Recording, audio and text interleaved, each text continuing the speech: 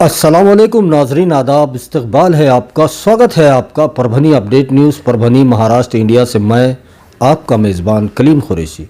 आइए नाजरीन, डालते हैं आज की सबसे अहम और ब्रेकिंग न्यूज़ पर नज़र। नाजरीन, आपको बता दें कि कल 31 जनवरी को परभनी ज़िले के तमाम 9 तालुकों में कहीं पर भी किसी किस्म की कोई पाबंदी परभनी ज़िला प्रशासन ने नहीं लगाई है। कल 31 जनवरी को भी पूरे ज़िले का मार्केट खुला रहेगा, सुबह 9 बजे से लेकर रात के 9 बजे तक।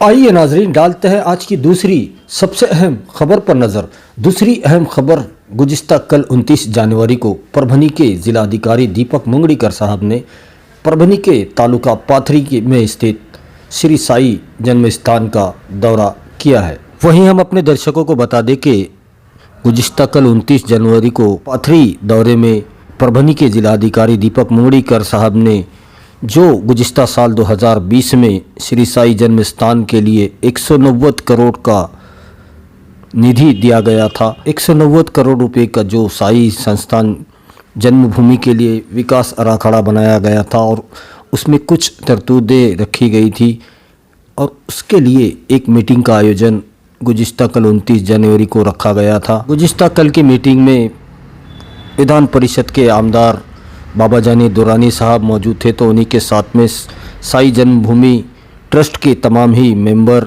और ज़िला प्रशासन के अहम अधिकारी, इनकी मौजूदगी में ये बैठक हुई, जिसमें साई जन्मभूमि के लिए सड़कें जो सीधा मंदिर तक जाती हों ऐसी सड़कें बनाने का नियोजन है, तो उसी के साथ ड्रेनेज सिस्टम और भक्त निवास और तमाम ही दूसरे बुनियादी सहूलतों के लिए इस मीटिंग में बात रखी गई। आपको बता दें कि 30 जनवरी की इस बैठक में ज़िला अधिकारी दीपक मुंगड़ीकर साहब ने विधान परिषद आमदार बाबा जानी दुरानी साहब, इनके साथ पूरे मंदिर परिसर का जायज़ा लिया और एक रोड मैप तैयार करके महाराष्ट्र सरकार को दिया जाएगा, ऐसा भी बताया गया है। वहीं आपको बता दें कि गुज़िश्ता कल 29 जनवरी को सुबह 10 बजे पाथरी नगर परिषद की जानिब से आयोजित की गई माझी वसुंधरा अभियान के अंतर्गत भव्य साइकिल रैली का आयोजन पाथरी नगर परिषद के कार्यालय के सामने से साइकिल रैली की शुरुआत की, जिसमें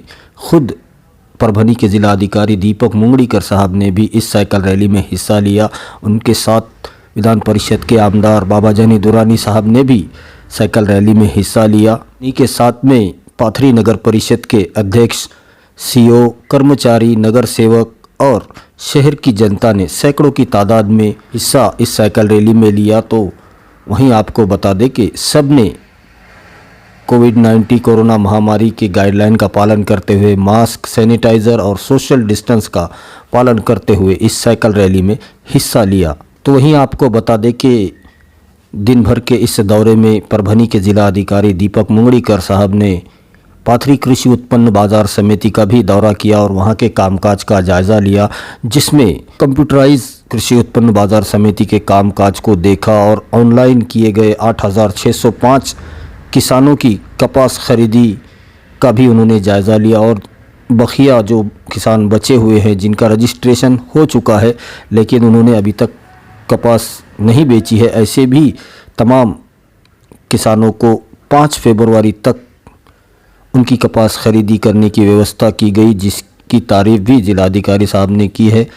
तो वहीं पर भव्य सभागृह, रेस्ट रूम और वेटिंग हॉल में किसानों के लिए किए गए इंटरटेनमेंट के इंतज़ाम भी का भी जायज़ा लिया गया और पूरे पाथरी कृषि उत्पन्न बाजार समिति परिसर में सैकड़ों की तादाद में पेड़ लगाए गए हैं और सबसे खूबसूरत छत्रपति शिवाजी महाराज का पुतला भी वहां पर नज़र आ रहा है, जिसकी तारीफ साहब ने की है।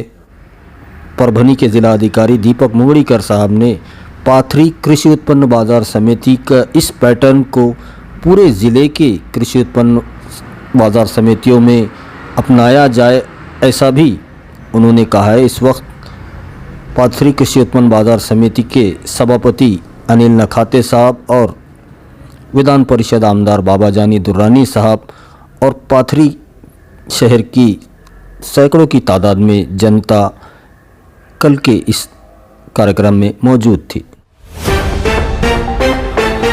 आइए नाजरीन, डालते हैं आज की तीसरी सबसे अहम खबर पर नज़र। तीसरी अहम खबर आज 30 जनवरी को परभनी ज़िले के एसपी जयंत मीना साहब ने ज़िले के सेलू तालुके और मानवत तालुके के दोनों तालुकों से एक एक पुलिस कर्मचारियों को पुलिस की साख्त पर बट्टा लगाने के इल्ज़ाम में निलंबित कर दिया है। हम अपने दर्शकों को बता दें कि आज 30 जनवरी को मानवत पुलिस स्टेशन के पुलिस कर्मचारी रसूल दाऊद शेख को अवैध गुटखा माफिया, शराब माफिया और अवैध धंधे करने वालों से हफ्ता वसूली करने के इल्ज़ाम में निलंबित किया गया है। तो वहीं पर आपको बता दें कि सेलू तालुके के पुलिस स्टेशन के कर्मचारी संजय साड़वे को भी नाजायज़ संबंधों की पुष्टि होने के इल्ज़ाम में उनको भी निलंबित कर दिया गया है। ये आपको बता दें कि एक और दूसरे आदेश में आज परभनी के एसपी जयंत मीना साहब ने आदेश दिए हैं कि परभनी ज़िले का जो एसपी ऑफिस है वहाँ पर तमाम ही ज़िले से पुलिस अधिकारी कर्मचारी बग़ैर किसी काम के घूमते हुए अगर नज़र आए तो उन पर शिस्त भंग की कार्रवाई की जाएगी। आइए नाजरीन, डालते हैं आज की चौथी सबसे अहम खबर पर नज़र।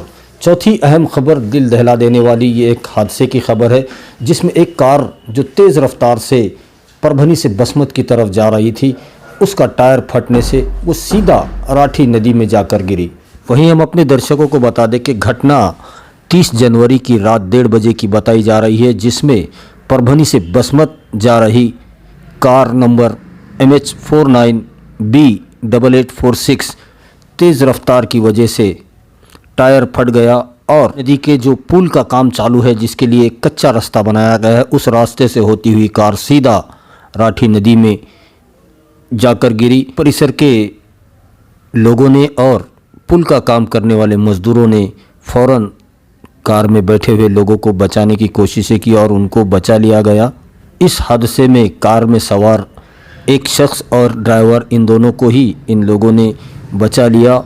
नदी में पानी ज़्यादा होने की वजह से कार पूरी तरह से पानी में डूब गई थी, जिसको आज सुबह 10 बजे क्रेन की मदद से और मछली पकड़ने वाले मछुआरों की मदद से उसे बाहर निकाला गया। राठी नदी के पुल का काम चालू होने की वजह से वहाँ पर मजदूर मौजूद थे और उन्होंने इन दोनों ही लोगों को बचा लिया। गनीमत ये रही कि वक्त रहते इन दोनों को बचा लिया गया, वरना इस हादसे में जान भी जा सकती थी। इसलिए रफ्तार पर कंट्रोल करें और रोड सेफ्टी के नियमों का पालन ज़रूर करें। आइए नाजरीन, डालते हैं आज की पांचवी सबसे अहम खबर पर नज़र।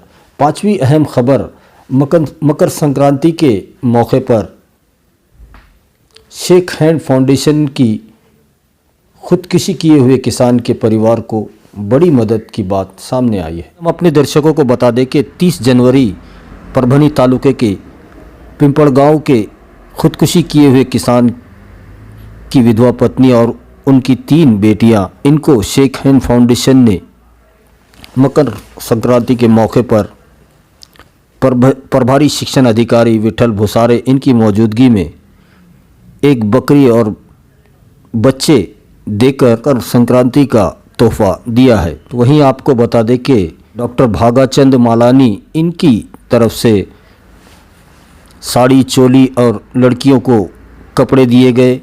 इस वक्त महा NGO फेडरेशन के कल्याण आबा लोहट मौजूद थे और इनकी पूरी टीम और शेख हैंड फाउंडेशन की पूरी टीम, उसी के साथ ज़िला परिषद के अधिकारी और ग्रामीण बड़ी तादाद में मौजूद थे।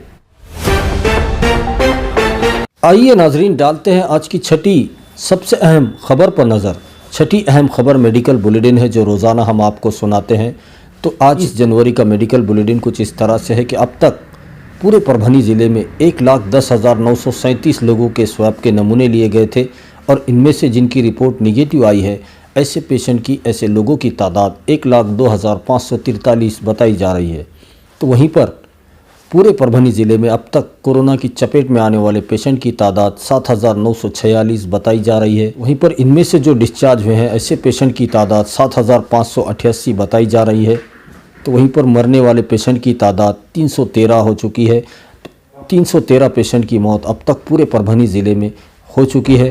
तो वहीं पर अगर ज़ेरे इलाज पेशेंट की बात की जाए तो अब 45 पेशेंट बचे हैं जो कोरोना की चपेट में हैं और वो परभनी में अपना इलाज ले रहे हैं। और अगर आज 30 जनवरी के दिन की बात की जाए तो आज के दिन भी डिस्चार्ज होने वाले पेशेंट की तादाद ज़्यादा है। 6 पेशेंट को आज डिस्चार्ज दिया गया है। तो वहीं पर पूरे परभनी ज़िले में 3 कोरोना के नए मामले सामने आए हैं। और अच्छी खबर यह है कि आज 30 जनवरी को एक भी पेशेंट की मौत कोरोना की वजह से पूरे परभनी ज़िले में नहीं हुई है। तो ये आज 30 जनवरी का मेडिकल बुलेटिन था, जिसकी तफसीली मालूमात हमने आपको दे दी है। वहीं हम अपने दर्शकों को बता दें कि परभनी ज़िला प्रशासन और ख़ास तौर पर परभनी के ज़िला अधिकारी दीपक मुंगड़ीकर साहब, इनके जानिब से पूरे परभनी डिस्ट्रिक्ट की जनता से ये अपील की जा रही है कि जो मुहिम महाराष्ट्र शासन की तरफ से चलाई जा रही है, जिसमें मास्क लगाना कंपलसरी किया गया है, सैनिटाइज़र का इस्तेमाल करें और एक दूसरे से सुरक्षित अंतर ज़रूर रखें। उसी के साथ माज़ा कुटुंब माजी जवाबदारी इस मुहिम में भी अपना पूरा सहयोग दे, ऐसी अपील ज़िला प्रशासन बार बार आपसे कर रहा है। वहीं हम अपने दर्शकों से ये गुजारिश करते हैं, ये अपील करते हैं, ये रिक्वेस्ट है हमारी आपसे कि आप हमारे चैनल परभनी अपडेट न्यूज़ को सब्सक्राइब ज़रूर करें, लाइक करें, शेयर करें और कमेंट तो ज़रूर करें, ताकि आप दर्शकों की राय हमें मालूम हो सके। और बेल आइकन का बटन दबाना ना भूलें, ताकि आने वाली हर खबर सबसे पहले आपको मिल सके। तो अपना बहुत ख्याल रखिए, ज़िला प्रशासन की गाइडलाइन का पालन कीजिए, अपने घरों में रहिए, सुरक्षित रहिए और मुझे दीजिए इजाज़त। आप देखते रहिए परभनी अपडेट न्यूज़।